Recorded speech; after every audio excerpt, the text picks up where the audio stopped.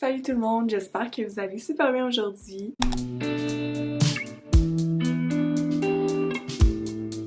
Je suis tellement contente de vous retrouver aujourd'hui pour une nouvelle vidéo. C'est ma vidéo préférée à tourner et à monter. J'aime beaucoup la mode, j'aime beaucoup regarder les défilés de mode aussi. J'aime beaucoup regarder les tendances sur les réseaux sociaux. Donc c'est pourquoi aujourd'hui je vais vous montrer les tendances que j'ai repérées pour l'hiver 2025. Pour chercher les tendances, je regarde les défilés des grandes maisons de luxe, mais aussi je regarde sur les réseaux sociaux. Puis cette saison, j'ai aussi décidé de demander à ChatGPT pour savoir c'est quoi les tendances qu'il croyait que ça allait être pour l'hiver 2025. Puis j'ai quand même été étonnée de ses réponses. Ça a été un peu les réponses que j'ai observées par moi-même avant de faire ma recherche sur ChatGPT. Donc ça vient juste un peu prouver que ce que je veux dire dans la vidéo, c'est les tendances pour cet hiver. Je tiens à dire qu'il y a d'autres tendances, c'est sûr et certain, pour l'hiver 2025. L'important, c'est que vous aimez ce que vous portez. Je trouve que c'est mieux d'investir dans des pièces qui sont intemporelles que justement des tendances qui vont durer juste une saison ou deux, puis après qu'on jette à la poubelle. Ça, on veut pas ça, c'est pas bon pour la planète et aussi pour notre portefeuille, ça sert à rien de gaspiller sur ce genre de pièces. Alors, je commence avec les tendances couleurs. J'ai pris en note sur mon téléphone pour rien que j'oublie. Je commence par la couleur qui est la plus tendance pour cette saison. C'est le rouge Bourgogne. Donc depuis l'automne, on en voit partout. Autant dans les accessoires que sur des pièces. Donc un cardigan, un manteau, ça peut être un sac à main aussi, sur des chaussures, j'en ai beaucoup vu aussi. Puis je trouve que c'est une couleur qui est hyper cute pour l'automne et l'hiver. Donc c'est pas trop flashy, mais aussi ça sort de l'ordinaire un peu de ce qu'on voit l'hiver. Normalement, on porte du gris, du noir, donc c'est des couleurs assez fades, mais là, le fait de rajouter un petit pop de couleur dans ta tenue, ça peut vraiment la changer. Ensuite, je passe à la deuxième couleur, ça serait un vert olive. Donc cette couleur-là, je l'ai beaucoup vue sur les défilés de mode des grandes maisons de luxe. Sur les réseaux sociaux, j'ai l'impression qu'on en parle un peu moins, mais je trouve que c'est quand même une couleur assez forte pour cet hiver. Et même chose, je trouve que c'est une couleur qui est assez subtile, mais qui rend la tenue un peu plus différente que ce qu'on voit d'habitude. Et bien évidemment, une autre couleur que je rajouterais, ça serait le brun. Je trouve que c'est une couleur, bon, comme à chaque hiver, ça revient quand même puisque c'est une couleur qui rappelle un peu les feuilles, l'automne. Puis c'est une couleur qui est aussi assez neutre et qui va avec n'importe quoi, encore une fois. J'ai beaucoup vu des photos avec un blazer brun et je trouvais ça tellement beau, je trouvais que ça faisait très riche, très chaleureux aussi. Maintenant, je passe aux imprimés. Donc pour l'automne et l'hiver, j'ai beaucoup vu d'imprimés léopard. Après ça, soit on aime, soit on déteste. Je crois pas qu'il y ait un entre-deux. Moi, j'aime bien, mais je crois pas justement que je vais investir dans ce genre de pièces parce que j'ai l'impression que c'est une tendance qui va rapidement passer, puis l'année prochaine, puis personne va porter ça. Mais après, si vous aimez ça, justement, ce genre de print, de motifs, n'hésitez pas à aller vous en acheter. En ce moment, il y en a presque partout, hein, de toutes les marques que je connais vite fait. Ils vendent des imprimés léopard, mais j'ai aussi beaucoup vu de jeans en léopard.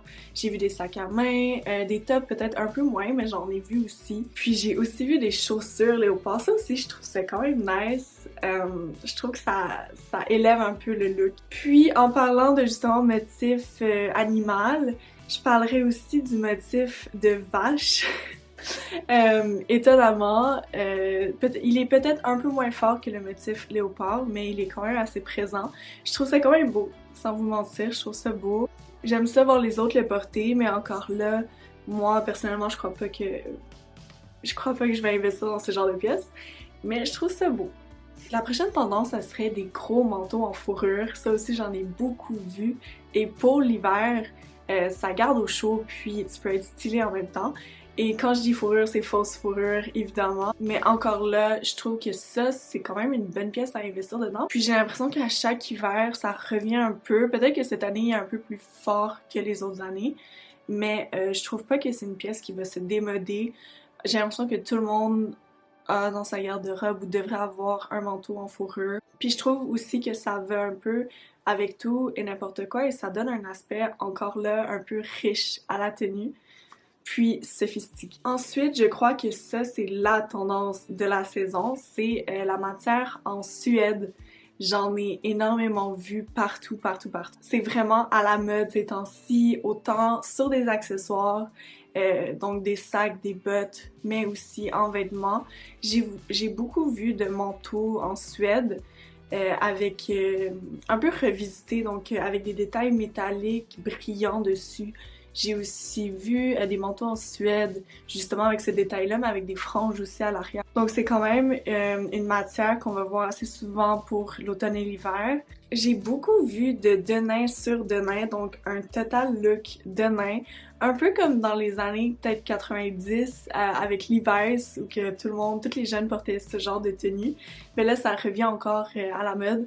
Puis là, ça va être plus du denim qui est foncé, d'après ce que j'ai vu en tout cas. Un peu comme Matilda Djerf, évidemment. Un ensemble que j'ai vu aussi, c'est chez Daily Story, qui est une entreprise québécoise. J'ai vu cet ensemble-là vraiment cute, puis si jamais vous voulez adopter cette tendance-là, n'hésitez pas à aller voir sur ce site-là aussi. Ensuite, j'ai aussi vu des détails en dentelle. Un peu comme à chaque année aussi, j'ai l'impression que ça revient, ça part pas vraiment. Je trouve que c'est hyper cute, c'est des détails de dentelle un peu avec des fleurs dessus. Puis j'ai vu ça sur des hauts, sur des jupes aussi, puis sur des robes. Donc n'hésitez pas à adopter cette tendance-là si vous voulez sortir entre amis. Je trouve que l'hiver, ça se porte peut-être un peu moins parce que, en tout cas au Canada, au Québec, il fait très froid. Donc c'est un peu plus difficile de mettre justement la dentelle.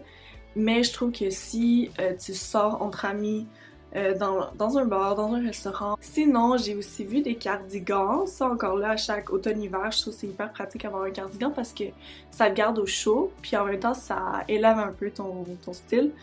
Puis ta tenue. Donc je trouve que c'est hyper fun d'en avoir un. Après, la déclinaison que j'ai vue pour cet hiver, c'est un cardigan qui est un peu cintré à la taille, donc il est ajusté à la taille, puis il est un peu puffy en haut, donc je vais vous mettre des images pour que ça soit plus clair, mais c'est cette déclinaison-là que j'ai vue qui était hyper tendance pour cet hiver 2025. Mais après, si vous voulez garder un aspect un peu plus minimaliste, c'est mieux d'opter pour un cardigan un peu plus basic, que vous pouvez porter à chaque saison, sauf l'été évidemment parce qu'il fait chaud, mais comme que vous pouvez porter d'année après année. Ensuite, une autre tendance que j'ai observée, mais qui est peut-être un peu moins forte que les autres, ça serait des collants opaques de couleur. Même chose, je crois pas que je vais adopter cette tendance-là, mais je trouve ça tellement cute sur les femmes qui s'assument, qui portent ça avec des, je sais pas, des petits talons hauts. Ça donne un aspect très chic aussi à la tenue, je trouve. Puis pour l'hiver, ben c'est parfait parce que ben ça te garde quand même au chaud, même si t'es en collant, parce que il y a une épaisseur un peu plus au niveau du collant. Fait que même chose, pour aller au restaurant, je trouve c'est hyper pratique. Même pour aller au travail, je trouve ça hyper cute. Sinon, si je passe aux chaussures, j'ai observé deux chaussures qui reviennent quand même assez souvent.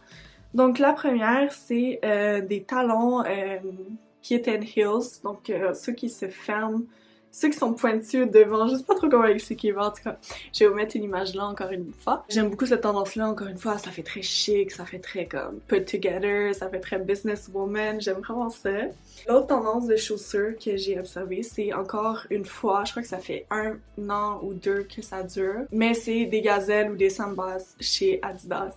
Mais cette fois-ci, j'ai l'impression que tout le monde, littéralement tout le monde, a comme les Adidas noirs et ou la blanche. Mais là, j'ai l'impression que pour cette saison, ça va être plus des sandals qui sont colorés. Donc, on va voir justement la couleur Bourgogne, aussi le vert olive. Sinon, il y a des couleurs un peu plus genre pop, donc le rouge, le bleu, j'en ai vu aussi beaucoup. C'est vraiment comme la chaussure, le sneaker tendance de l'hiver 2025, encore une fois. Et voilà, je trouve que j'ai repéré les principales tendances pour l'hiver 2025. C'est sûr qu'il y en a tellement plus. Mais j'ai repéré justement ceux qui m'interpellaient un peu plus. J'espère que vous avez apprécié la vidéo. N'hésitez pas à dire en commentaire votre tendance préférée de l'hiver 2025, mais aussi de me dire peut-être d'autres tendances que j'ai pas repérées pour cette fois-ci. Ça me ferait vraiment hyper plaisir d'en connaître d'autres. N'hésitez pas à vous abonner sur ma chaîne YouTube et à mon Instagram. Je suis quand même plus active sur Instagram. et je partage plus de looks puis d'inspiration mode sur ma page, donc n'hésitez pas à me suivre. On se retrouve la semaine prochaine pour une nouvelle vidéo. Bye!